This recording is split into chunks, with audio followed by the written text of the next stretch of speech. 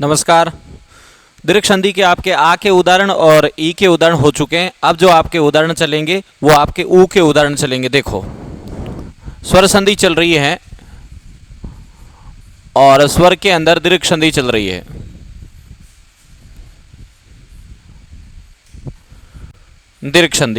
दीर्घ संधि के अंदर आपके आ के और ई के उदाहरण हो चुके हैं। उदाहरण जो बचे हैं आपके ऊ के बचे हैं, उनको आज कंप्लीट कर लेंगे। दीर्घ संधि लगभग आज कंप्लीट कर लेंगे। देखो, पहला उदाहरण देखिएगा। जैसे उदाहरण लिखा हुआ है अनुदित, बहुत अच्छा शब्द है, एग्जाम के अंदर पूछा भी जाता है। बनी हुई संधि देखो, बनी हुई संधि के बीच में क्या दिख रहा है? बनी हुई संधि के बीच में बड़ा ऊ दिख रहा है। जहां बड़ा ऊ दिखता है संधि कौन सी होती है?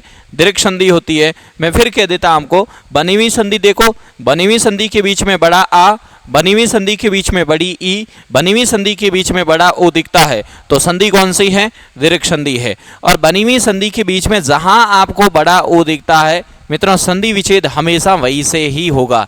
यानी जहां आपको ऊ दिखता है बड़ा, वहीं से संधि का विच्छेद होगा।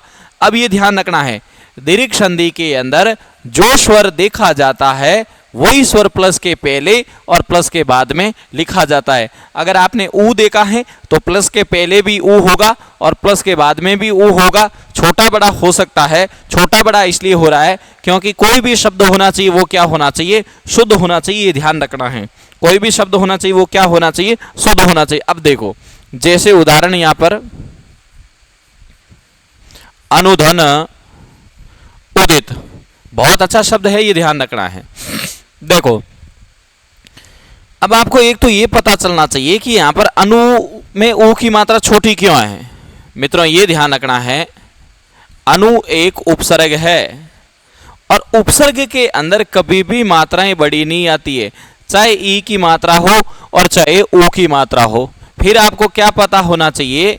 ये जो उपसर्ग आया है वो कहां पे आया है? संधि में आया है। फिर आपको ध्यान रखना है, अगर संधि के अंदर कोई भी उपसर्ग आता है तो वो उपसर्ग किसका हो जाता है? वो उपसर्ग आपके संस्कृत का हो जाता है।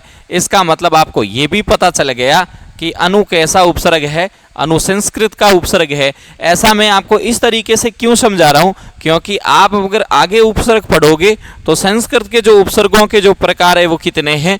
22 प्रकार है। और 22 प्रकार आपको याद करने की कोई जरूरत नहीं है। सीधे ही आप अगर इस तरीके से देखते हो कि अगर किसी भी उपसर्ग में संधि हो रही है, अगर किसी उपसर्ग में हलंत लगा हुआ है, वो सारे उपसर्ग संस्कृत के होंगे। इसका मतलब है अब आपको संस्कृत के 22 प्रकार याद हो चुके हैं, उनको याद करने की कोई जरूरत नहीं है। अब और सुनिएगा, अनुधन उदित मतलब होता है अनुदित। सबसे अच्छी बात तो ये है कि ये सवाल पूछा कहाँ कहाँ जाता है। बहुत अच्छा, ये शब्द बहुत अच्छा है। पहली बात तो ये ध्यान रखो, ये पहला आपको पूछा जाने वाला शब्द कि हो सकता है कि पेपर सेटर आपको यहीं पूछ ले, इसको संधि में पूछे। तो संधि में तो पूछे तो अब आपको पता ही है कि ये किस संधि का उदाहरण हो गया? दीर्घ स्वर संधि का उदाहरण हो गया। दूसरी जगह इसको कहाँ पूछ सकता है पेपर सेटर? इसको उपसर्ग में पूछ सकता है और बहुत अच्छा उदाहरण बनता है। इनके ऑप्शन भी अच्छे बनते हैं। उपसर्ग में हो सकता है कि इस तरीके से पूछ ले पेपर में कि निम्न में से, सीधा ही लिख रहा हूं, कौन सा उपसर्ग है जो भिन्न है? इस तरीके से हो सकता है आपको ऑप्शन दे के पूछ ले पेपर सेटर। ये इस तरीके से, जैसे हो सकता है कि एक उदाहरण इस तरीके दे दे, ऑप्शन यही आएंगे, ये भी कंफर्म है। अन्वेषण दे दे,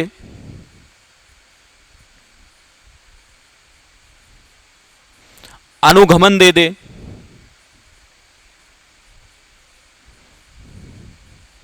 अनुदित दे,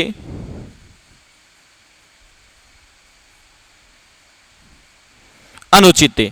ये चार ऑप्शन। अच्छा, एक बात सुन लो, सवाल ये आएगा तो ऑप्शन भी यही आएंगे, इनमें से कोई ऑप्शन अलग नहीं आएगा, यही चार ऑप्शन आएंगे, ये भी फिक्स है, ध्यान रखना। और सवाल इस तरीके से होगा कि निम्न में से कौन सा उपसर्ग भिन्न है। इसका मतलब ये हुआ कि इनमें 3 उपसर्ग है वो एक जैसे हैं, एक उपसर्ग है वो इनसे भिन्न है। तो ऐसा सवाल भी पूछा जा सकता है। अब यहां पर मैं ज्यादा तो नहीं बताऊंगा क्योंकि जहां इनकी मूल संधि आएगी वहीं बताऊंगा। इतना ये बता देता हूं कि ये यण संधि का उदाहरण है और यण संधि से यहां पर ये बनता है अनुधन ऐसण। यहां पर 1 नंबर नियम से सीधा ही कटता है, इसलिए यहां पर भी उपसर्ग क्या आ जाएगा? अनु आ जाएगा और मूल शब्द क्या आ जाएगा, घमन आ जाएगा। और ये तो अभी हमने दीर्घ संधि से किया ही है, इसलिए यहां पर क्या आ जाएगा, अनुधन क्या आ जाएगा, उदित आ जाएगा, दीर्घ संधि से हुआ। और ये ध्यान रखना आपके किस संधि से हो गया, यण संधि से हो गया।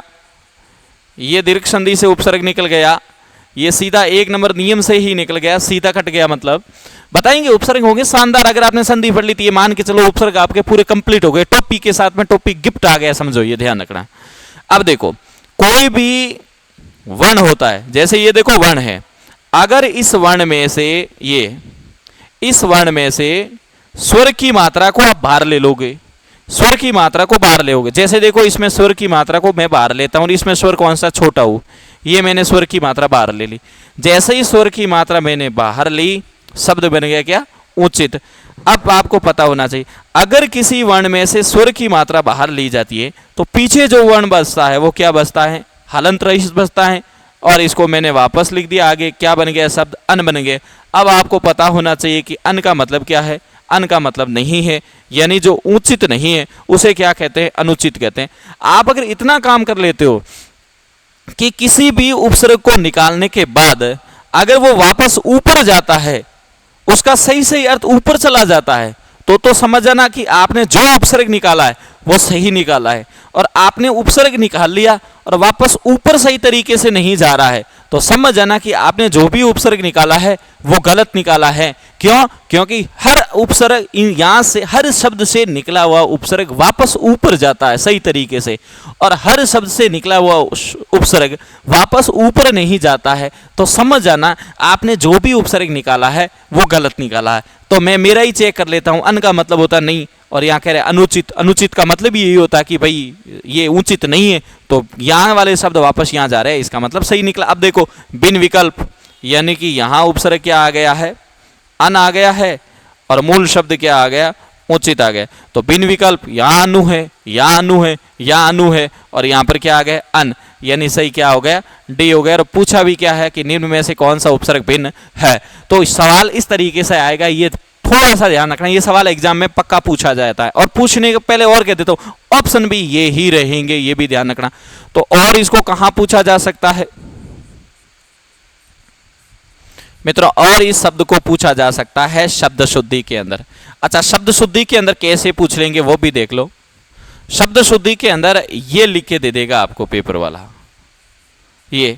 और अनुदित ही एक ऐसा शब्द है, देखो ये बहुत अच्छा दिख रहा है, क्यों, क्योंकि आप कभी भी शब्द शुद्धि को करते हो तो उच्चारण के आधार पर नहीं, दिखने के आधार पर आप करते हो। मतलब जब भी आप एग्जाम भी देते हो तो इस तरीके के, यार हकरो क्यों लगे, हकरो मतलब शब्द शुद्धि करने का तरीका, मतलब फूट रो ही नहीं, दिखने में अच्छा कौन है, अब दिखने में इससे अच्छा ये अच्छा दिख रहा है, तो वहां पर आप चेप के आ जाओ कि यार और ठीक लगे हो, लेकिन ये क्या है, ये गलत है। और शब्द शुद्धि में सही कौन सा है, ये। जब भी कोई शब्द 3-4 जगह जाता है तो कंफर्म है कि वो एग्जाम के अंदर कहीं ना कहीं बैठ जाता है। इसलिए ध्यान रखना, विशेष तौर से इसको देखो, संधि में आ रहा है, उपसर्ग में आ रहा है, शब्द शुद्धि में आ रहा है, वाक्यांश के लिए एक शब्द में आ रहा है, तो आपको पता होना चाहिए ये शब्द कहाँ कहाँ जा रहा है। उपसर्ग आपको पता चल गया, संधि पता चल गई, ध्यान रखना है। उसके बाद में अगला उदाहरण देखिएगा, जैसे अगला उदाहरण आ रहा है गुरु उपदेश। बनीवी संधि के बीच में देखो, बनीवी संधि के बीच में आपको क्या दिख रहा है, बनीवी संधि के बीच में आपको बड़ा ऊ दिख रहा है। और बनीवी संधि के बीच में जहां पर बड़ा ऊ दिखता है, संधि कौन सी है, दीर्घ संधि है। और बनीवी संधि के बीच में जहां बड़ा ऊ दिखता है वहीं से संधि का क्या होता है, विच्छेद होता है। और बनीवी संधि के अंदर जो स्वर देखा जाता है वही स्वर प्लस के पहले और प्लस के बाद में लिखा जाता है। छोटा बड़ा हो सकता है शब्द, छोटा बड़ा इसलिए होता है क्योंकि कोई भी शब्द यहां होना चाहिए वो क्या होना चाहिए, शुद्ध होना चाहिए। अब आपको खुद को पता है कि गुरु के अंदर ऊ की मात्रा छोटी आती है। गुरु चाहे कितना भी बड़ा हो जाए कभी अहंकार नहीं करता है, हमेशा एक ही ड्रेस में पढ़ा देगा डेली, ये ध्यान रखना है। यानी गुरुधन क्या हो जाएगा, उपदेश हो जाएगा। गुरुधन उपदेश से क्या हो गया, गुरु हो गया। तो एक तो ये ध्यान रखना, शब्द शुद्धि में ध्यान रखना, गुरु में ऊ की मात्रा छोटी है, हो सकता है कि आप गलत कर दो, गुरु में ऊ की मात्रा छोटी है ध्यान रखना, लेकिन रूप में ऊ की मात्रा क्या है, बड़ी है। रूस में ऊ की मात्रा क्या है? बड़ी है। रुपया में ऊ की मात्रा क्या है? छोटी है। वधु में ऊ की मात्रा क्या है? बड़ी है। याद रखने का तरीका, गुरु चाहे कितना भी बड़ा हो जाए कभी अहंकार नहीं। रूप में अहंकार होता है, इसलिए रूप में रू की मात्रा बड़ी। रूस क्षेत्रफल की दृष्टि से बड़ा, रुपया डॉलर के मुकाबले छोटा, और वधु वधु हमेशा बड़ी होती है, ध्यान रखना है। तो गुरु में ऊ की। उपदेश, और ध्यान रखना, उप और देश, उप क्या है? उपसर्ग है, ये भी ध्यान रखना है। देश आपका क्या है? मूल शब्द है। अब देखो, गुरु से एक शब्द बनता है गौरव, और गौरव से ही एक शब्द बनता है लाघव। अब आपको पता होना चाहिए कि ये जो गौरव दिख रहा है और ये जो लाघव दिख रहा है, अच्छा ये बता देता हूं, लाघव किससे बना शब्द? चलो मैं इनको लिख ही देता हूं, थोड़े जमा के तरीके से लिख दे। देखो, जैसे ये शब्द है गुरु और ये शब्द है लघु। लघु का मतलब छोटा होता है, गुरु का मतलब बड़ा होता है। गुरु से एक शब्द क्या बनता है? गौरव। और लघु से एक शब्द क्या बनता है? लाघव। फिर ध्यान रखना है, फिर गुरु से एक और शब्द बनता है, ये भी गुरु से बना और गुरु से बनता है। गुरु से एक शब्द बनता है गरिष्ठ, और लघु से फिर एक शब्द बनता है लघिष्ठ। अब सुनो, पहली बात तो ये कि चाहे लाघव हो, चाहे लघिष्ठ हो, चाहे गौरव हो, चाहे गरिष्ठ हो, इनमें मूल शब्द क्या है? लघु है। इनमें भी मूल शब्द क्या है? गुरु है। तो आपको यह भी पता होना चाहिए, अगर किसी शब्द के अंदर वे आता है अंत के अंदर, तो वहां पर प्रत्यय कौन सा होता है? ए प्रत्यय होता है। यानी पूछ ले कि गौरव में प्रत्यय कौन सा? ए। यहां पूछ ले कि प्रत्यय कौन सा? ए। जहां पर वे होता है वहां पर प्रत्यय कौन सा होता है? ए। शर्त ये होनी चाहिए उससे पहले आ की मात्रा नहीं होनी चाहिए, क्योंकि आ की मात्रा हो गई तो फिर उसको जोड़ के लिख लेंगे। लेकिन ये अभी पूरा तो वहां आपको प्रत्यय में समझा देंगे। यहां पर कौन सा प्रत्यय हो गया? इष्ट। यहां पर भी कौन सा प्रत्यय हो गया? इष्ट प्रत्यय हो गया। तो ध्यान रखना, ये भी क्या, इसमें भी मूल शब्द क्या है? गुरु है। इसमें भी मूल शब्द क्या है? लघु है। और ये आपका क्या हो गया?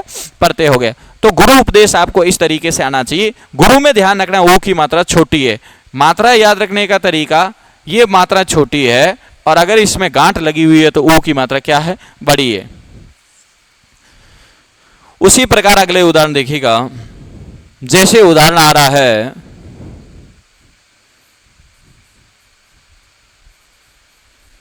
सिंदूरमी।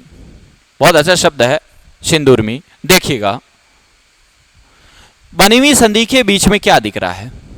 बड़ा आ। बनी हुई संधि के बीच में जहां पर बड़ा आ दिखता, सॉरी, बनी हुई संधि के बीच में बड़ा ऊ दिखता है, बड़ा आ दिखता है, वहां पर भी दीर्घ संधि है। वैसे जहां पर बड़ा ऊ दिखता है, संधि कौन सी है? दीर्घ संधि है। और जहां बड़ा ऊ दिखता है, संधि का विच्छेद कहां से होगा? हमेशा वहीं से होगा। और दीर्घ संधि के अंदर फिक्स नियम है कि जो स्वर देखा जाता है वही स्वर प्लस के पहले और प्लस के बाद में लिखा जाता है। इसलिए यहां पर क्या लिखा जाएगा? सिंधुधन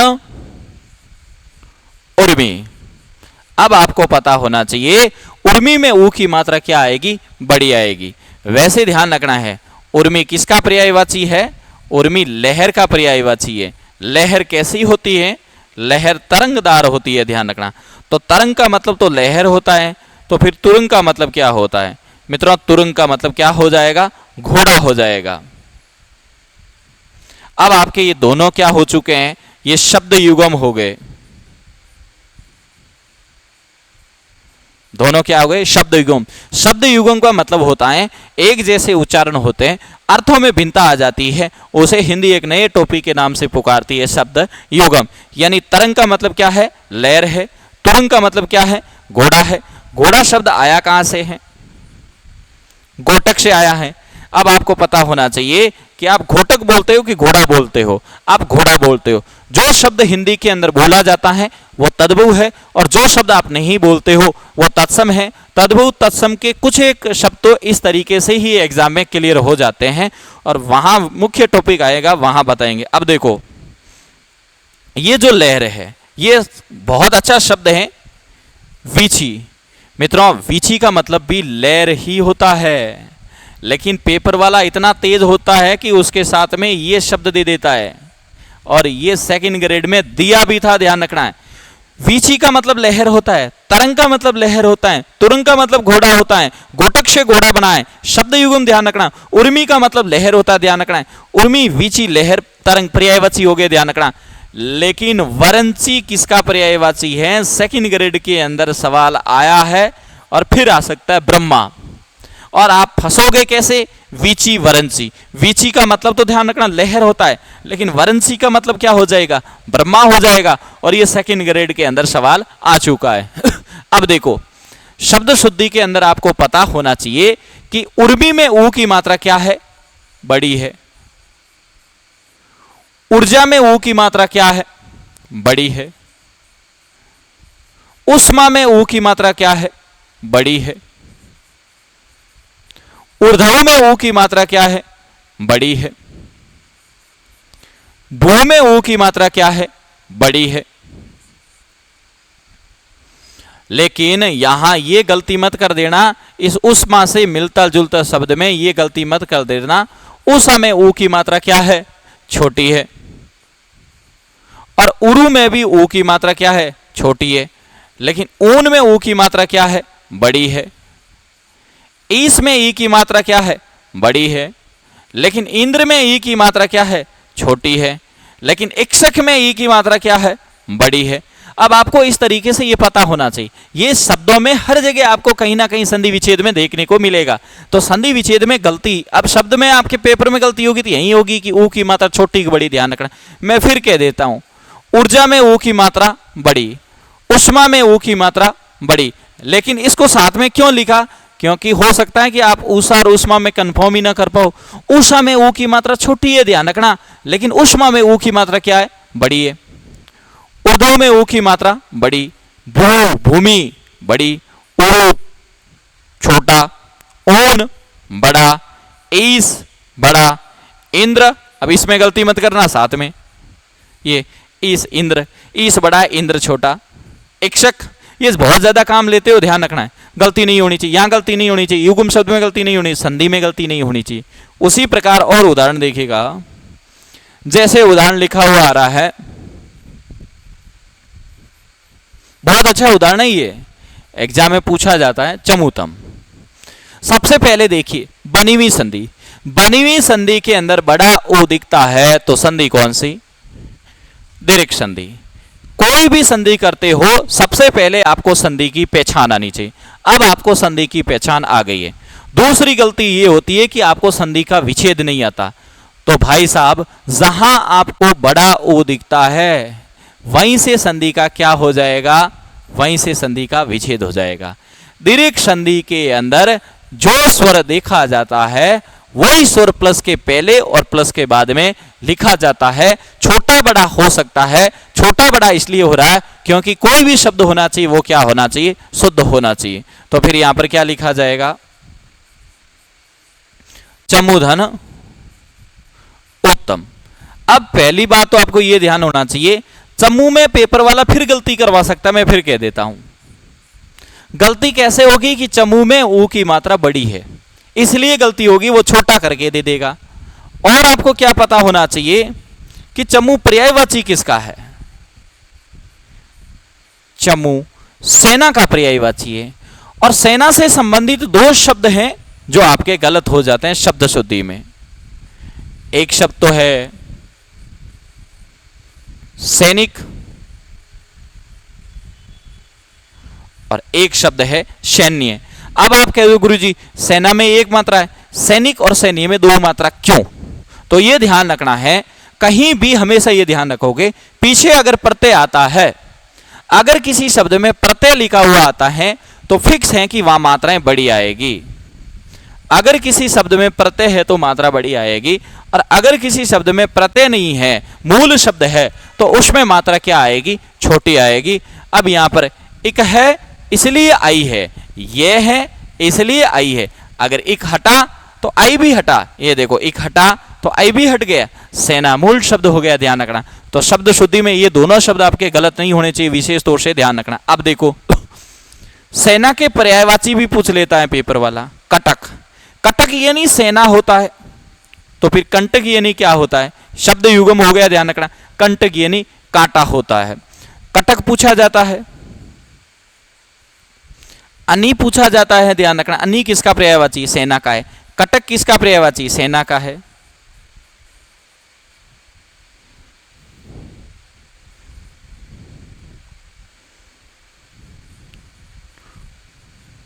वाहिनी, ये ध्यान रखना, कहीं बार लिखा होता है बाल वाहिनी। बाल वाहिनी सिटी बस के पीछे लिखा हुआ मिलता है, ध्यान रखना है। एक वहनी वो है, ये यहां गलती हो जाएगी, ध्यान रखना है। क्यों? क्योंकि ये तो ध्यान रखना है आग का पर्यायवाची, और ये सिटी बस के पीछे मिलता है बाल वाहिनी, यानी कि बच्चों की सेना जा रही है। उसी प्रकार देखिएगा, फिर उसके बाद में एक और शब्द आता है दल, और शब्द लिखा हुआ आता है फौज। अच्छा, मैंने दल और फौज इसीलिए लिखा क्योंकि दल और फौज क्या है? समूह है, और जो समूह है वो कहां जाते हैं? समूहवाचक में जाते हैं। और समूहवाचक कहां चला जाता है? उदाहरण जातिवाचक में चला जाता है। अब मैं इतनी बातें इसलिए कर रहा हूं, अगर पेपर सेटर आपको यूं पूछ ले कि मुझे ये बताओ कि दल और फौज एक वचन है या बहुवचन है, तो आपको विशेष तौर से ये ध्यान रखना है, विशेष तौर से ये ध्यान रखना है कि कोई भी शब्द अगर समूहवाचक में चला जाता है, समूहवाचक में गया, तो फिक्स है कि समूहवाचक के जितने उदाहरण हैं वो सब कहां चले जाएंगे? वो सब एक वचन में चले जाएंगे। यानी समूहवाचक के जितने भी उदाहरण होंगे वो सब कहां चले जाएंगे? एक वचन में। अब आपको ऐसे याद नहीं करना कि दल एक वचन, फौज एक वचन, फौज एक वचन, वहां दल फौज आएगा ही नहीं, कक्ष आ जाएगा, पुलिस आ जाएगा, जनता आ जाएगा, भीड़ आ जाएगा, जुलूस आ जाएगा, कुछ भी आ जाएगा भाई साहब, जनता आ जाएगा, फिर क्या करोगे? ऐसे करना है कि जनता का समूह होता है, एक टीम एक समूह में है, जहां समूह है वहां पर एक वचन है। फौज, अच्छा समूह है, पुलिस समूह है, श्रृंखला समूह है, संघ समूह है, संसद समूह है। जहां पर भी समूहवाचक है, समूहवाचक के सारे उदाहरण कहां चले जाएंगे? एक वचन के अंदर चले जाएंगे। ये चमूतम ध्यान रखना, विशेष तौर से आपके गलती नहीं करनी। और ये युग्म शब्द है, ध्यान रखना, और ये गलती करवा सकता है, ध्यान रखना, ऐसे शब्द और ऐसे शब्द के अंदर। उसी प्रकार जैसे अगला उदाहरण देखिएगा,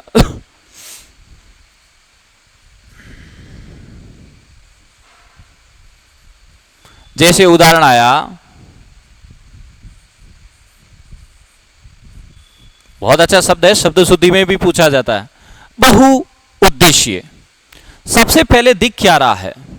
बड़ा ऊ, और जहां बड़ा ऊ दिखता है वहीं से संधि का क्या हो जाएगा?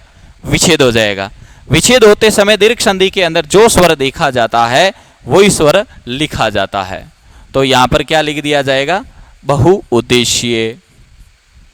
अब आपकी गलती एक तो होने की सबसे बड़ी गलती, ये हलंत है, ध्यान रखना, आप हो सकता कि रे कर दो।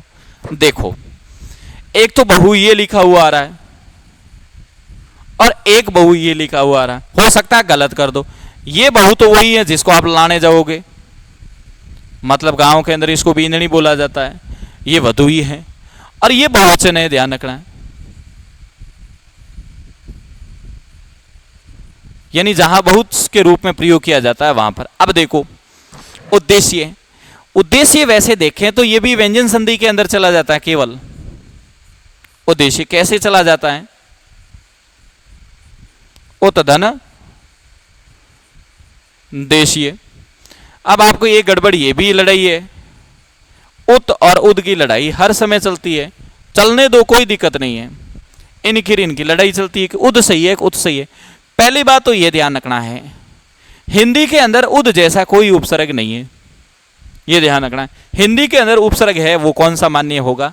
उत आएगा। लेकिन फिर भी सवाल करने की दृष्टि से सोचो, अपने को तो सवाल सही करना है कैसे भी करके, तो क्या करना है, उत और उद दोनों ही उपसर्ग आ जाए, ढंग से सुन लेना, उत और उद दोनों ही उपसर्ग आ जाए तो आप सही किसको करोगे, उत को ही सही करोगे। लेकिन उत आया ही नहीं है उपसर्ग के अंदर, तो फिर सही किसको करोगे, उद को करोगे, ध्यान रखना। लेकिन जब तक उद खड़ा है तब तक इसको सही करोगे, गलती नहीं होनी चाहिए। तो बहुउद्देशीय जैसे, अच्छा ये एक तो संधि में पूछा जा रहा है, ठीक, और कहां पूछा जा रहा है, ये उपसर्ग में पूछा जा रहा है, और कहां पूछा जा रहा है ये, और आपके शब्द शुद्धि में पूछा जा रहा है। 3 जगह शब्द जा रहा है, और अगर 3 जगह शब्द जा रहा है तो चांस बनता है कि कहीं ना कहीं वो एग्जाम के अंदर आ जाए। उसी प्रकार जैसे अगला उदाहरण देखो, मृत्यु प्रांत, क्या दिख रहा है आपको, बनीवी संधि देखो, बनीवी संधि के बीच में क्या दिख रहा है, बड़ा ओ, जहां बड़ा ओ दिखता है वहीं से संधि का क्या हो जाएगा, विच्छेद हो जाएगा। विच्छेद करते समय दीर्घ संधि के अंदर जो स्वर देखा जाता है वही स्वर प्लस के पहले और प्लस के बाद में लिखा जाता है।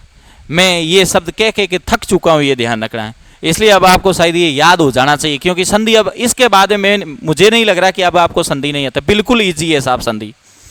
तो फिर क्या हो जाएगा, मृत्युधन क्या हो जाएगा,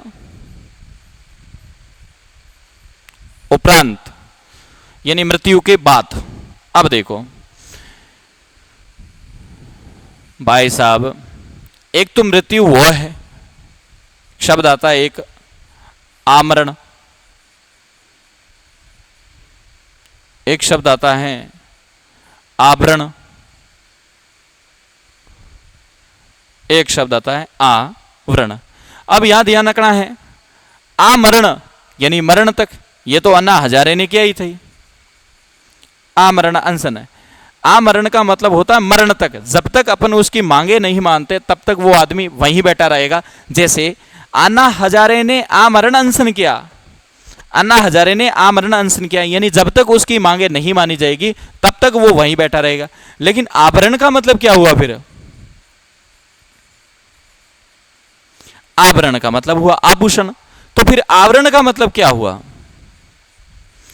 आवरण का मतलब हुआ पर्दा। मृत्यु हो गई भाई साहब, तो ध्यान रखना मृत्यु के बाद है, और उप है क्या, यहां पर भी उप क्या है, उपसर्ग है। अच्छा एक बात आपको ध्यान रखनी है, दो शब्द ऐसे हैं जो पुल्लिंग स्त्रीलिंग में जैसे दोनों ही चलते हैं, जैसे मृत्यु हो जाती है तो ऐसे देखो एक शब्द ये आत्मा, संघर्ष, ये दोनों सवाल पहली बात तो आए हुए हैं।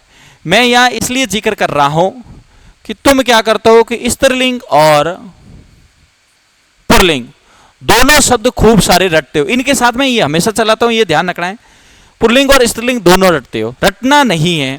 किसी शब्द के पीछे अगर अच्छा बैठता है तो वो शब्द क्या हो जाएगा, आपके ध्यान रखना, पुल्लिंग हो जाएगा, और किसी शब्द के पीछे अच्छी बैठती है तो वो शब्द आपका क्या हो जाएगा, स्त्रीलिंग हो जाएगा। अगर आपने इतना भी समझ लिया तो आपके पुल्लिंग स्त्रीलिंग लगभग कंप्लीट है। वापस ध्यान दीजिए, किसी शब्द के पीछे अगर अच्छा बैठ जाता है तो वो शब्द क्या है, पुल्लिंग है, और किसी शब्द के